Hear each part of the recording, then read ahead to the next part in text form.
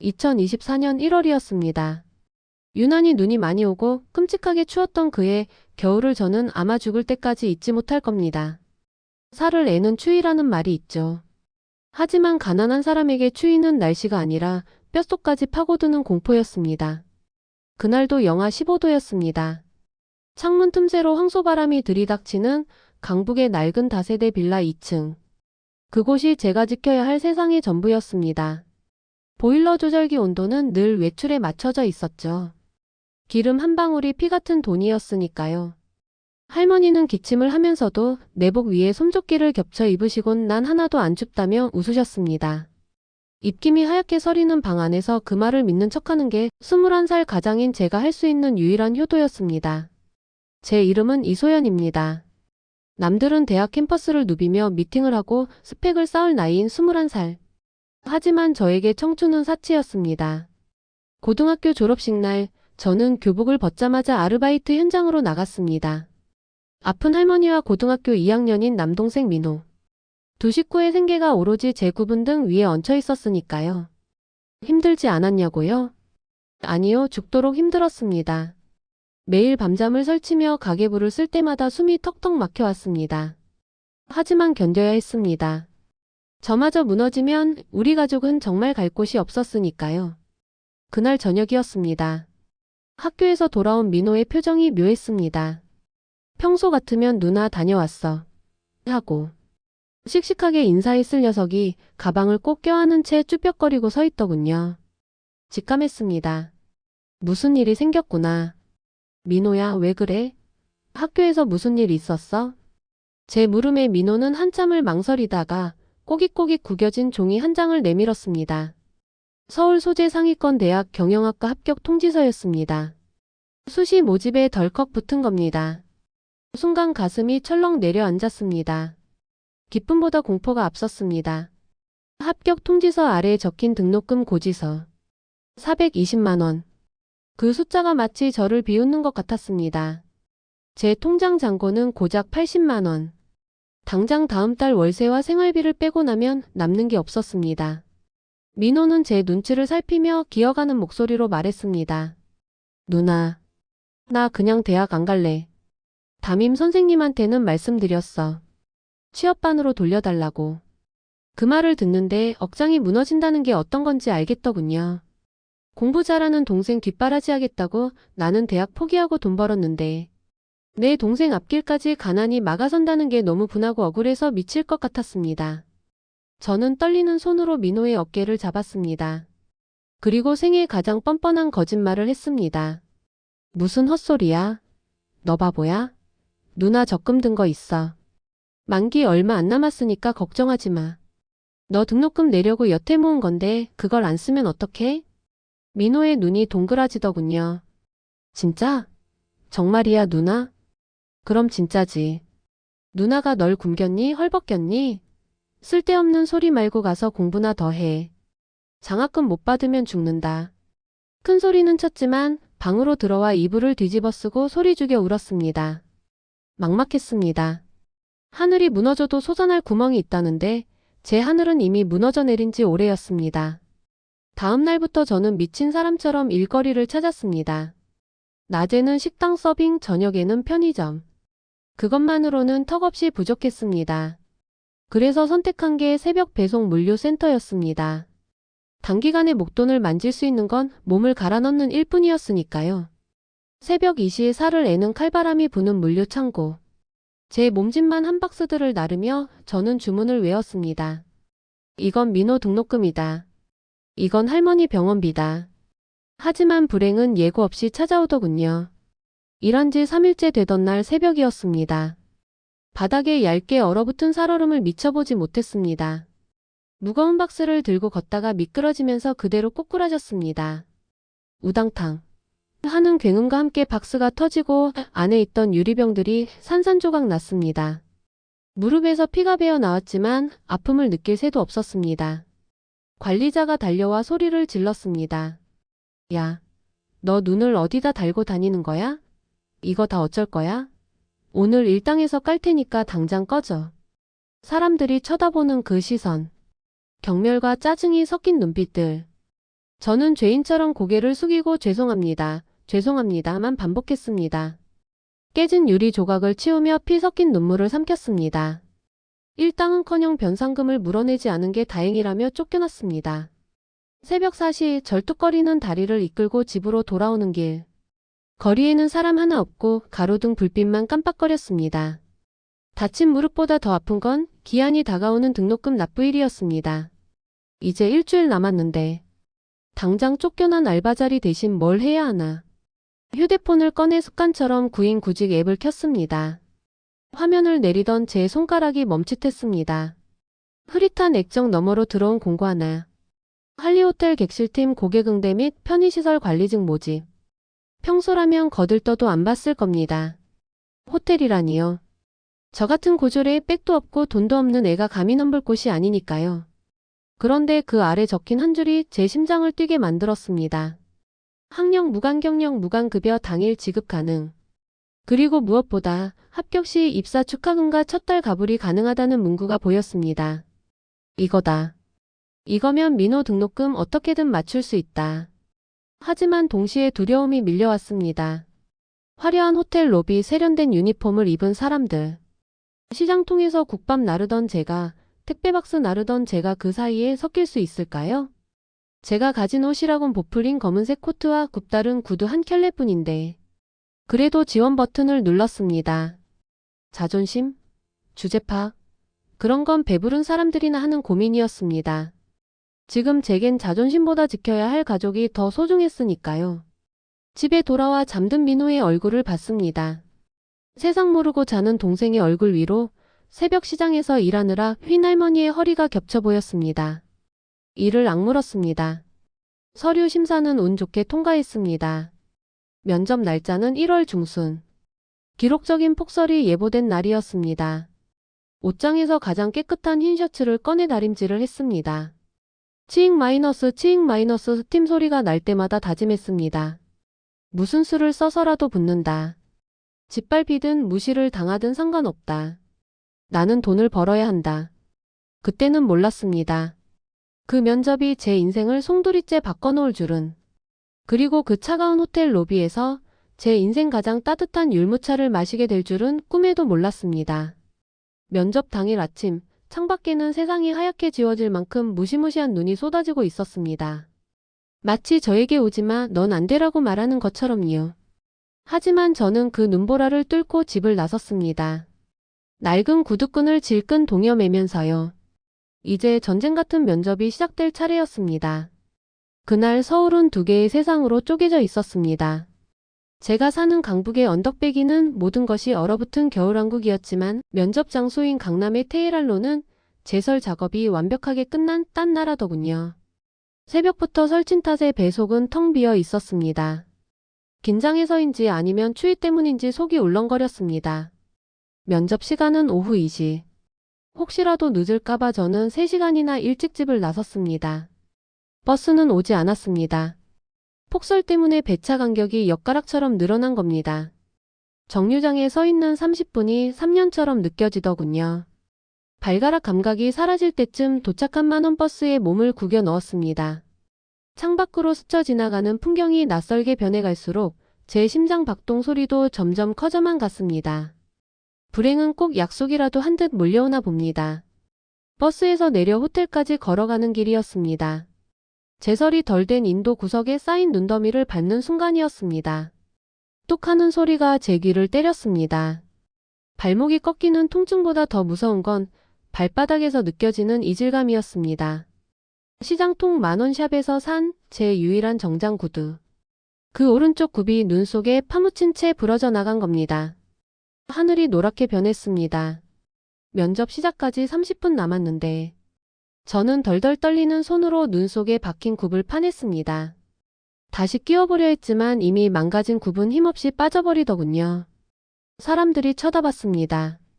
강남 한복판, 다들 비싼 패딩에 멀쩡한 부츠를 신고 바삐 걷는데 저 혼자 눈밭에 주저앉아 부러진 구두굽을 들고 울상을 짓고 있었으니까요. 비참했습니다. 하지만 울 시간조차 없었습니다. 저는 절뚝거리며 뛰기 시작했습니다. 한쪽은 굽이 있고 한쪽은 없는 상태로. 쩔뚱쩔뚱. 그 우스꽝스러운 걸음걸이가 제 인생 같아서 눈물이 핑 돌았습니다. 겨우 호텔 앞에 도착했습니다. 고개를 들어 올려다본 건물은 까마득하게 높았습니다. 유리 외벽이 햇빛을 반사해 눈이 부셨습니다. 금빛 테두리가 둘러진 회전문이 빙글빙글 돌아가고 있었습니다. 마치 저 같은 사람은 들어오지 말라는 듯 아주 거대하고 위압적인 속도로요. 심호흡을 3번 하고 그 회전문 안으로 뛰어들었습니다. 순간 다른 세상이 열렸습니다. 훅 끼쳐오는 따뜻하고 향긋한 공기. 은은하게 퍼지는 고급스러운 디퓨저 향기가 코끝을 자극했습니다. 밖은 영하 15도의 냉동고였는데 이곳은 완벽한 봄이었습니다.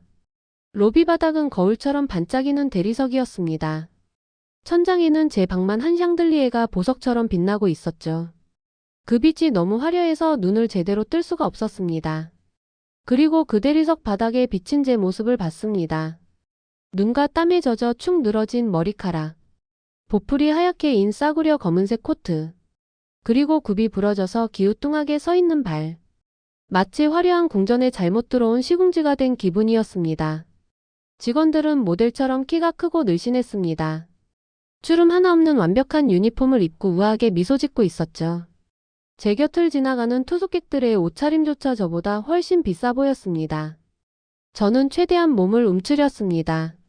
제 존재가 이 깨끗하고 화려한 공간을 더럽히는 것만 같아서요. 안내 데스크에 가서 면접 왔다고 말하는 것조차 겁이 났습니다. 제 목소리가 너무 크고 촌스럽게 들릴까봐. 안내를 받아 도착한 면접 대기실. 이미 10여 명의 지원자들이 와 있었습니다. 저는 문을 열고 들어가려다 저도 모르게 뒷걸음질을 쳤습니다. 잘못 찾아온 줄 알았습니다. 거기 앉아있는 사람들은 저와는 종족이 다른 것 같았습니다. 다들 어디 아나운서 시험이라도 보러 온 사람들 같더군요. 딱 봐도 비싸 보이는 맞춤 정장. 전문숍에서 받은 듯한 완벽한 헤어와 메이크업. 피부에서는 광이 났고 표정에는 여유가 넘쳐 흘렀습니다. 그들 틈에 섞여 구석자리에 간신히 엉덩이를 붙였습니다. 굽이 부러진 오른쪽 발을 의자 밑으로 깊숙이 숨겼습니다. 제 낡은 가방을 무릎 위에 올려놓고 두 손으로 꼭 쥐었습니다. 손톱 밑에 낀 때가 보일까봐 주먹을 꽉 쥐었죠. 대기실 공기는 무거웠습니다. 하지만 저를 제외한 다른 사람들은 그 무게를 즐기는 듯 했습니다. 옆자리에 앉은 두 지원자가 나누는 대화가 들려왔습니다. 이번에 교환학생 다녀온 거 자소서에 썼어? 거기 호텔 인턴 경험도? 응, 당연하지. 토익 점수가 좀 아쉽긴 한데 그래도 900은 넘겼으니까. 저는 숨을 쉴 수가 없었습니다. 교환학생, 인턴, 토익 900점? 그런 단어들은 뉴스에서나 들어본 저와는 상관없는 세상의 언어였습니다. 제가 가진 스펙이라곤 고등학교 졸업장과 식당 알바 2년, 편의점 알바 1년, 물류센터 3일이 전부였습니다. 학력 무관, 경력 무관이라는 공고 속 문구가 새빨간 거짓말처럼 느껴졌습니다. 저렇게 완벽한 사람들이 넘쳐나는데 왜 굳이 나 같은 고졸을 뽑겠어. 그냥 형식적으로 써놓은 문구에 제가 속은 거라는 생각이 들자 얼굴이 화끈거렸습니다. 당장이라도 자리를 박차고 도망치고 싶었습니다. 여긴 내가 올 곳이 아니라고. 주제 파악 좀 하라고. 제 안에 있는 또 다른 자아가 저를 비웃고 있었습니다. 하지만 그럴 수 없었습니다. 집에서 저만 기다리고 있을 민호의 얼굴이 떠올랐습니다. 등록금 고지서의 그 무거운 숫자가 제 어깨를 짓눌렀습니다. 도망칠 곳은 없었습니다. 여기서 밀려나면 우리는 정말 끝이니까요. 드디어 제 차례가 왔습니다. 이소연 씨, 들어오세요. 심장이 입 밖으로 튀어나올 것 같았습니다. 저는 떨리는 다리에 힘을 주고 일어섰습니다. 부러진 굽 때문에 끼익툭, 끼익툭 하는 우스꽝스러운 소리가 났습니다. 대기실에 있던 모든 사람의 시선이 제 발끝에 꽂히는 게 느껴졌습니다. 등줄기에서 식은땀이 흘렀습니다. 면접장 안에는 3명의 면접관이 앉아 있었습니다. 가운데 앉은 분, 나중에 알게 된 박 팀장님이었습니다. 그분의 눈빛은 송곳처럼 날카로웠습니다. 저를 위아래로 훑어보는 그 시선에 저는 발가벗겨진 기분이 들었습니다. 질문이 시작되었습니다. 우리 호텔에 지원한 동기가 뭡니까? 서비스란 무엇이라고 생각합니까? 가장 힘들었던 고객 응대 경험은 있습니까? 평범한 질문들이었습니다. 하지만 제 머릿속은 새하얗게 지워져 버렸습니다. 준비했던 답변들은 하나도 기억나지 않았습니다. 제 입은 얼어붙어서 떨어지지 않았습니다. 다른 지원자들은 청산유수였습니다. 고객의 니즈를 파악하여 최상의 가치를 제공하는 것이 글로벌 스탠다드에 맞는 서비스를 위해. 저요? 저는 바보처럼 더듬거렸습니다. 저 돈을 벌어야 해서요. 그냥 친절하게 웃으면서. 제가 말하고도 너무 한심해서 혀를 깨물고 싶었습니다. 면접관들의 표정이 점점 싸늘하게 식어가는 게 보였습니다. 박 팀장님은 미간을 찌푸린 채 제 이력서를 신경질적으로 넘기고 계셨습니다. 아마 볼 내용도 없었겠죠. 네, 알겠습니다. 나가보세요. 면접은 10분도 채 걸리지 않았습니다. 그 짧은 시간 동안 저는 철저하게 증명당했습니다. 내가 얼마나 보잘것없는 존재인지, 이 화려한 세계에 얼마나 어울리지 않는 옷정 같은 인간인지. 면접장을 빠져나오는 제 걸음은 들어갈 때보다 더 비참하게 절뚝거리고 있었습니다. 로비에 그 눈부신 샹들리에가 저를 조롱하는 것 같았습니다. 거봐, 넌 안 된다니까. 끝이었습니다. 기적은 일어나지 않았습니다. 발이 떨어지지 않았습니다. 마치 누군가 제 발목을 잡고 놔주지 않는 것처럼 그 자리에 못 박힌 듯 서 있었죠. 면접이 끝나고 지원자들이 우르르 빠져나간 텅 빈 복도. 화려한 대리석 바닥 위로 정적만이 무겁게 내려앉았습니다. 엘리베이터 문이 닫히고 경쟁자들의 웃음소리가 사라지자 비로소 현실이 닥쳐왔습니다. 망했다. 그 세 글자가 제 머릿속을 꽉 채웠습니다. 심장이 쿵쿵거리다 못해 아예 멈춰버린 것 같았죠. 이대로 집에 가야 하나? 가서 뭐라고 하지? 민호야, 미안해. 누나가 말을 너무 못해서 떨어졌어. 할머니 미안해요. 병원비는 다음 달에도 못 드릴 것 같아요. 그 말을 어떻게 내 입으로 뱉을 수 있을까요? 상상만 해도 숨통이 조여왔습니다. 차라리 이 호텔 옥상에서 뛰어내리는 게 더 쉬울 것 같다는 끔찍한 생각마저 들더군요. 저는 비상구 계단 쪽에 몸을 숨겼습니다. 집으로 돌아가는 버스를 탈 차비는 주머니에 있었지만 도저히 발길을 돌릴 수가 없었습니다. 오기가 생기더군요. 아니, 오기가 아니라 살려달라는 비명이었습니다. 지금 여기서 그냥 나가버리면 제 인생은 영원히 그 춥고 어두운 반지하방에 갇힐 것만 같았습니다. 이 화려한 호텔 문을 나서는 순간 다시는 기회가 없을 거라는 불길한 예감. 그 예감이 저를 붙잡았습니다. 그래서 기다리기로 했습니다. 누구를? 저를 벌레 보듯 쳐다봤던 그 면접관 박 팀장님을요. 무슨 말을 할지는 몰랐습니다. 그냥 얼굴이라도 한 번 더 보고 바짓가랑이라도 붙잡고 빌어야겠다는 생각뿐이었습니다. 자존심? 쪽팔림? 그런 건 배부른 사람들이나 챙기는 사치품이었습니다. 당장 내일 쌀독이 비게 생겼는데 자존심이 밥 먹여주나요? 엘리베이터 앞 구석. 화분 뒤에 숨어서서 하염없이 기다렸습니다.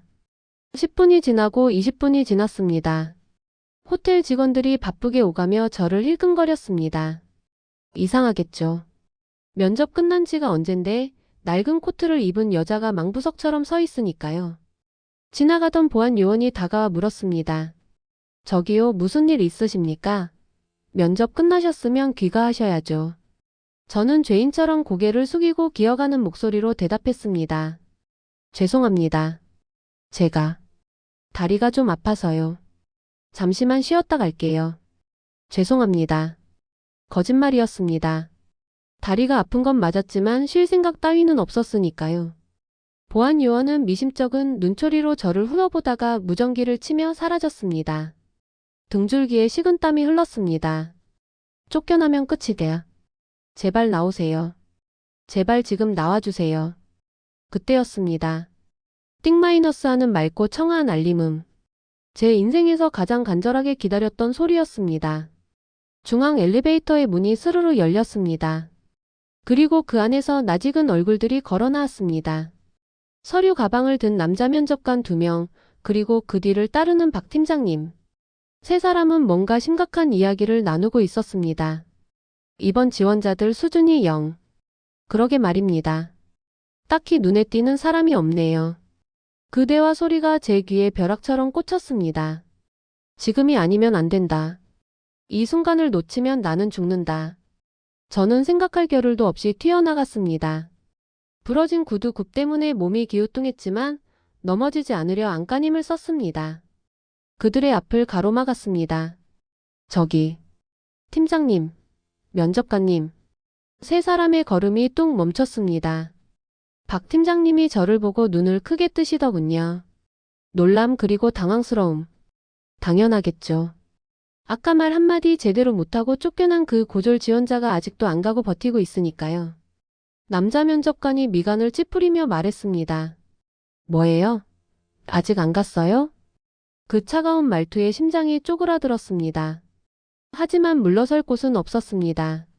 저는 박 팀장님의 눈을 똑바로. 아니, 사실은 너무 무서워서 코트깃 언저리를 보며 입을 열었습니다. 죄송합니다. 정말 죄송합니다.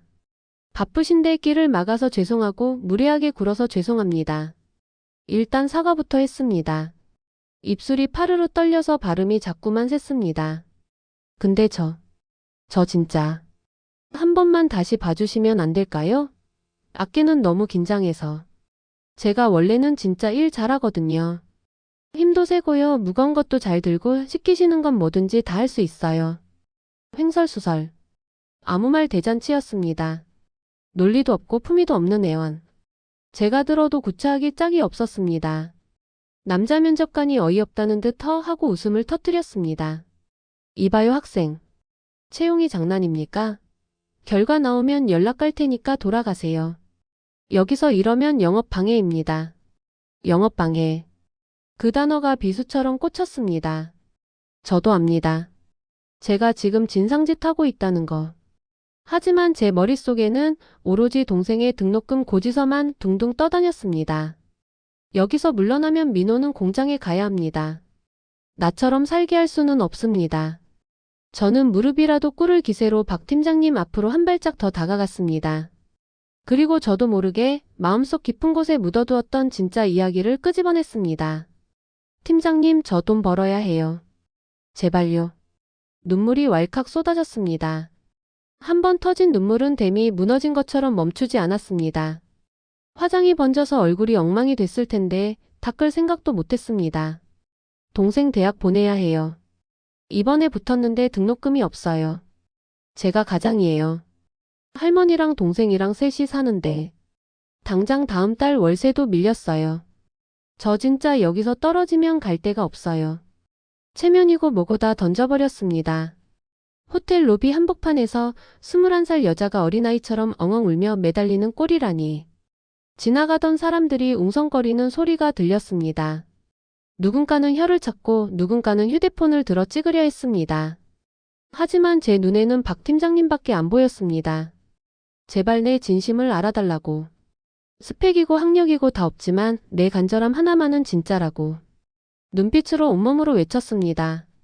저 진짜 열심히 살았어요. 학교 다닐 때도 지각 한 번 안 했고요. 알바하면서도 사장님들한테 칭찬 많이 받았어요. 영어는 못하지만 인사는 잘할 수 있어요. 청소도 잘해요. 제발, 제발 한 번만 기회를 주세요. 숨이 넘어갈 듯 꺽꺽거리며 빌었습니다. 남자 면접관이 당황해서 경비원을 부르려 손짓했습니다. 이거 안 되겠네. 보안팀 불러. 끝났구나. 보안팀이라는 말에 다리에 힘이 풀렸습니다. 이제 끌려나가겠구나. 개처럼 끌려나가서 차가운 눈바닥에 버려지겠구나. 절망이 머리끝까지 차올라 눈앞이 캄캄해지던 그때였습니다. 잠깐. 짧고 굵은 한마디가 소란을 잠재웠습니다. 박 팀장님이었습니다. 그녀가 남자 면접관을 제지했습니다. 그리고 저를 쳐다봤습니다. 경멸이나 짜증이 섞인 눈빛일 거라고 생각했습니다. 그래서 고개를 들 수가 없었습니다. 혼나겠구나. 주제도 모르고 설치지 말라고 호통을 치시겠구나. 어깨를 잔뜩 움츠리고 처분만 기다리고 있었습니다. 또각또각또각. 하이힐 소리가 제 앞으로 다가왔습니다. 그리고 제 코트 자락 바로 앞에서 멈췄습니다. 차가운 침묵이 흘렀습니다. 1초, 2초, 3초. 그 짧은 시간이 영겁처럼 느껴졌습니다. 박 팀장님이 제 어깨에 손을 올리셨습니다. 따뜻했습니다. 얼음장같이 굳어있던 제 몸으로 그 온기가 전해져 왔습니다. 학생. 그녀가 입을 열었습니다. 화가 난 목소리가 아니었습니다. 그렇다고 동정하는 목소리도 아니었습니다. 그건 마치 아주 오래전 돌아가신 엄마가 저를 부르던 톤과 비슷했습니다. 밥은 먹었어? 네? 저는 귀를 의심했습니다. 왜 안 가냐고 왜 소란을 피우냐고 묻는 게 아니라 밥을 먹었냐니요. 멍하니 고개를 들어 그녀를 바라봤습니다. 박 팀장님의 눈은 울고 있는 저를 아주 깊이 뚫어지게 응시하고 있었습니다. 그 눈빛이 말하고 있었습니다. 너 참 지독하게 간절하구나. 밥은 먹었어? 그 짧은 세 글자가 제 귀를 파고드는 순간 세상의 모든 소음이 음소거된 것 같았습니다. 멍해진 머릿속에서 그 질문이 메아리처럼 윙윙거렸죠. 밥? 지금 이 상황에 밥이라니요. 영업방해라고 경찰을 부르네 만회하는 판국에 밥을 먹었냐니요. 저는 아무 대답도 할 수 없었습니다. 그저 멍하니 입을 벌린 채 제 어깨에 올려진 팀장님의 손을 내려다볼 뿐이었습니다. 그 손은 따뜻했습니다. 아니 뜨거웠습니다. 영하 15도의 추위에 꽁꽁 얼어붙어 감각조차 없던 제 어깨 피부 위로 그분의 체온이 난로처럼 스며들고 있었습니다. 제 눈동자가 심하게 흔들렸나 봅니다. 박 팀장님은 잡고 있던 제 어깨를 두어 번 툭툭 두드리시더군요. 그건 저리 비켜라는 손짓이 아니었습니다. 괜찮다 숨 좀 쉬어라라고 말하는 무언의 위로였습니다. 그때 제 배 속에서 눈치 없는 소리가 났습니다. 꼬르륵 마이너스. 새벽부터 물 한 모금 마시지 못하고 긴장이 풀리자마자 아우성을 치는 소리였습니다. 호텔 로비의 그 고상한 클래식 음악 사이로 제 배에서 난 천박한 소리가 적나라하게 울려 퍼졌습니다. 얼굴이 불타는 것 같았습니다. 수치스러웠습니다. 가난한 것도 서러운데 배고픈 티까지 내야 한다니. 저는 쥐구멍이라도 찾고 싶은 심정으로 고개를 푹 숙였습니다. 이제 진짜 끝났구나. 거지 취급을 당하겠구나. 그런데 박 팀장님은 웃지 않았습니다. 비웃지도 찡그리지도 않았습니다. 그녀는 옆에 서서 어쩔 줄 몰라 하는 남자 면접관에게 고개를 돌리며 짧게 말했습니다. 김대리, 저기 자판기 가서 율무차 한 잔 뽑아와. 뜨거운 걸로.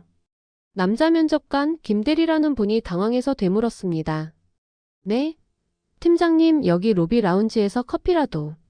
아니, 커피 말고. 율무차. 속 든든한 걸로. 얼른. 단호했습니다. 김대리는 허둥지둥 로비 구석에 있는 직원 휴게실 쪽으로 뛰어갔습니다. 박 팀장님은 저를 이끌고 로비 구석에 있는 벨벳 소파로 데려갔습니다. 투숙객들이 앉는 그 비싼 소파에 제 낡고 더러운 코트가 닿아도 되나 싶어서 저는 엉덩이를 걸치지도 못하고 쭈뼛거렸습니다. 앉아요. 다리 아프다며. 그녀의 말 한마디에 저는 스르르 무너지듯 소파에 주저앉았습니다. 폭신했습니다. 구름 위에 앉으면 이런 기분일까요? 하루 종일 긴장해서 굳어있던 허리와 다리 근육이 비명을 지르며 풀어졌습니다. 잠시 후 김대리님이 종이컵 하나를 들고 뛰어왔습니다. 김이 모락모락 나는 자판기 율무차였습니다. 호텔 로비의 화려한 샹들리에 아래 300원짜리 종이컵 율무차라니. 세상에서 가장 안 어울리는 조합이었지만 그 순간 저에게는 그 어떤 보석보다 귀해 보였습니다. 박 팀장님은 김대리님에게서 종이컵을 받아 제 손에 쥐어주셨습니다. 제 손이 너무 차가워서였을까요? 종이컵이 닿자마자 손끝이 찌릿찌릿할 정도로 뜨거운 기운이 전해져 왔습니다. 마셔요. 후후 불어서. 저는 떨리는 두 손으로 종이컵을 감싸 쥐었습니다. 코끝으로 고소하고 달달한 냄새가 훅 끼쳐왔습니다. 시장통에서 할머니가 사주시던 그 냄새. 눈물이 또 왈칵 쏟아질 것 같아서 저는 급하게 율무차를 한 모금 들이켰습니다. 뜨거운 액체가 식도를 타고 내려가 텅 빈 위장에 닿는 순간 온몸의 전율이 일었습니다. 얼어붙었던 내장이 녹아내리는 기분. 단순히 몸이 녹는 게 아니었습니다. 하루 종일 아니 지난 몇 년간 꽁꽁 얼어있던 제 마음의 빗장이 풀리는 느낌이었습니다. 한 모금 두 모금. 저는 개걸스럽게 하지만 아껴가며 그 차를 마셨습니다. 박 팀장님은 제가 마시는 모습을 그저 가만히 지켜보셨습니다. 마치 어미 새가 아기 새 밥 먹는 걸 지켜보듯이요. 다 마시고 나니 종이컵 바닥에 율무가루가 조금 남았습니다. 그것마저 아까워서 혀로 하고 싶은 걸 간신히 참았습니다. 손에 쥔 빈 종이컵이 여전히 따뜻했습니다. 그제야 정신이 좀 들더. 내가 지금 무슨 짓을 한 거지? 면접관 앞에서 울고불고 매달린 것도 모자라 율무차까지 얻어 마시다니. 죄송함과 민망함이 쓰나미처럼 밀려왔습니다. 저는 젖은 눈을 소매로 벅벅 닦으며 자리에서 일어났습니다. 감사합니다. 잘 마셨습니다. 그리고 정말 죄송했습니다. 다시 현실로 돌아갈 시간이었습니다. 이제 나가라고 하겠지. 경찰을 부르지 않은 것만으로도 다행이라고 생각하며 저는 몸을 돌렸습니다. 다시 저 추운 바깥 세상으로 굽부러진 구두를 신고 나가야 했습니다. 그때 박 팀장님의 목소리가 제 등 뒤를 잡았습니다. 이소연 씨. 네 하고 돌아본 저에게 그녀는 무표정한 얼굴로 하지만 아까보다는 훨씬 부드러운 목소리로 말했습니다. 집에 가서 동생이랑 맛있는 거 해먹고 따뜻하게 자요. 청승맞게 울지 말고. 네? 결과 아직 안 나왔으니까. 미리부터 겁먹고 도망가지 말고 기다리라고. 알겠어요? 그 말은 합격이라는 말은 아니었습니다. 하지만 불합격이라는 말도 아니었습니다. 기다리라는 말. 제 인생의 기다림은 늘 고통이고 초조함이었는데 팀장님이 던져준 그 기다림이라는 단어는 왜 그리도 희망차게 들렸을까요? 박 팀장님은 멍하니 서 있는 저를 향해 손을 휘휘 저으셨습니다. 빨리 가보라는 뜻이었죠. 그리고는 김 대리님과 함께 다시 엘리베이터 쪽으로 걸어가셨습니다. 또각또각. 멀어지는 그녀의 구두 소리가 이번에는 차갑게 들리지 않았습니다. 아주 경쾌하고 든든한 박동 소리처럼 느껴졌습니다. 저는 회전문을 밀고 밖으로 나왔습니다. 여전히 눈은 펑펑 쏟아지고 있었고 바람은 매서웠습니다. 하지만 이상하죠. 아까 들어올 때처럼 춥지 않았습니다. 살을 에는 칼바람이 부는데도 제 가슴 속 어딘가에 작은 난로 하나가 켜진 것만 같았습니다. 주머니 속에 손을 넣었습니다. 빈 종이컵을 버리지 않고 챙겨 나왔거든요. 손끝에 닿는 종이컵의 온기는 이미 사라졌지만 저는 그 컵을 부적처럼 꽉 쥐었습니다. 버스 정류장으로 걸어가는 길. 굽이 부러진 오른쪽 구두 때문에 여전히 절뚝거렸습니다. 사람들이 쳐다봤습니다. 하지만 이번에는 고개를 숙이지 않았습니다. 부러진 굽 따위 아무려면 어때요? 나한테는 나를 사람으로 봐준 사람이 있는데, 내 이야기에 귀 기울여준 어른이 있는데. 하늘을 올려다봤습니다. 회색빛 하늘에서 쏟아지는 한방눈이 마치 하얀 꽃가루처럼 보였습니다. 입가에 피식 웃음이 새어나왔습니다. 아마 지나가는 사람들이 봤으면 미친 사람인 줄 알았을 겁니다. 눈물 범벅인 얼굴로 실실 웃으며 절뚝거리는 여자라니요. 하지만 저는 알았습니다. 오늘 면접은 망쳤을지 몰라도 제 인생은 망치지 않았다는 걸요. 적어도 오늘은 집에 가서 민우 얼굴을 똑바로 볼 수 있을 것 같았습니다.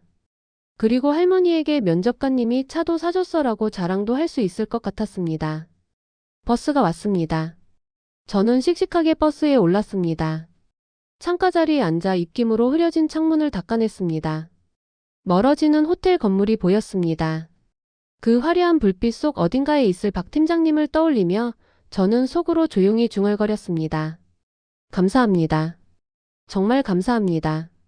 버스 라디오에서 흘러나오는 유행가가 오늘따라 제 인생 BGM처럼 들리더군요.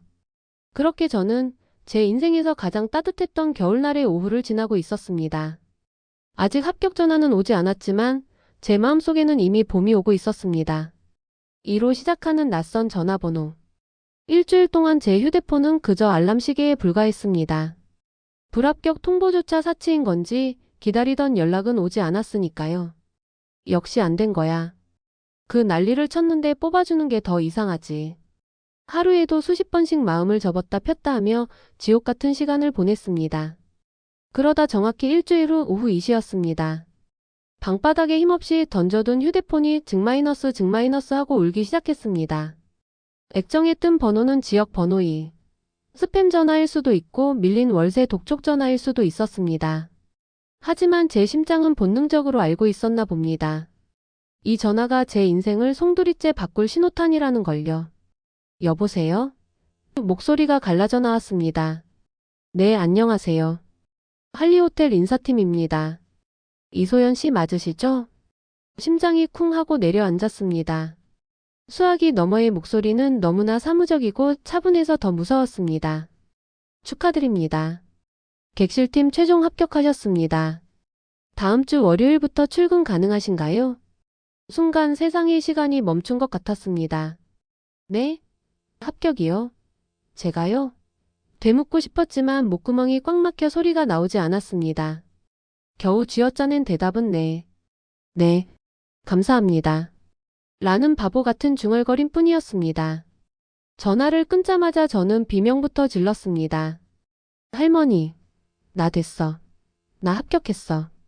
방에 누워 계시던 할머니가 놀라서 벌떡 일어나셨고 학교에서 돌아온 민호가 가방을 던지고 뛰어들어왔습니다.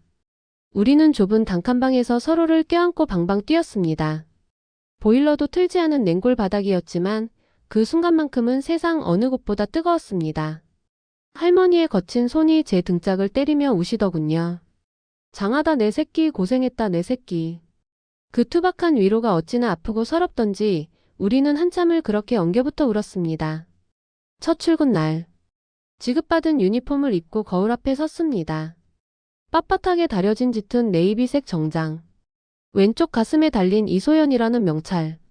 거울 속에 있는 여자는 더 이상 낡은 코트를 입고 절뚝거리던 그 초라한 이방인이 아니었습니다.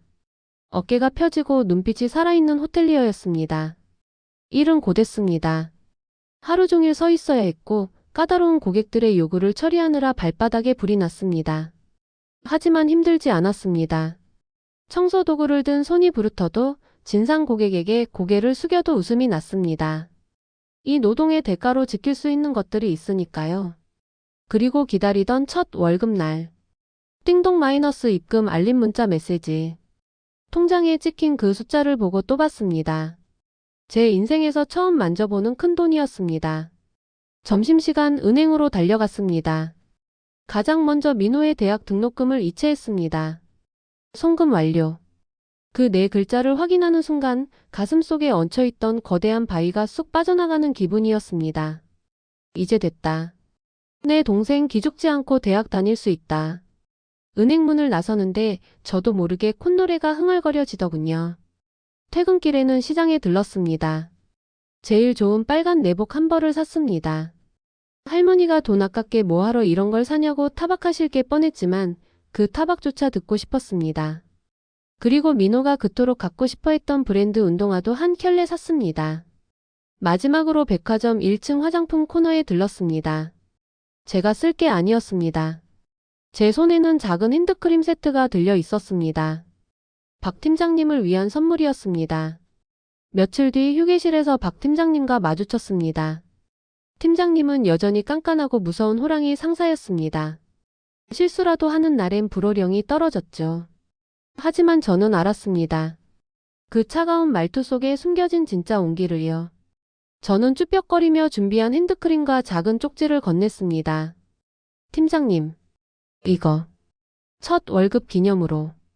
그때 율무차 정말 감사했습니다. 박 팀장님은 의외라는 듯 저를 빤히 쳐다보시더니 피식 웃으셨습니다. 이런 거 뭐하러 사? 돈 아껴서 저축이나 하지. 말은 그렇게 하시면서도 쇼핑백을 챙기시는 손길이 부드러웠습니다. 그날 저녁 팀 회식 자리였습니다. 술이 몇 순배 돌고 분위기가 무르익었을 때 저는 용기를 내어 팀장님께 물었습니다. 팀장님, 저 진짜 궁금한 게 있는데요. 스펙도 없고 면접도 망친 저를 왜 뽑아주신 거예요? 주변이 조용해졌습니다. 다른 직원들도 궁금해하는 눈치였습니다. 박 팀장님은 소주잔을 만지작거리며 잠시 침묵하셨습니다. 그리고는 담담하게 입을 열었습니다.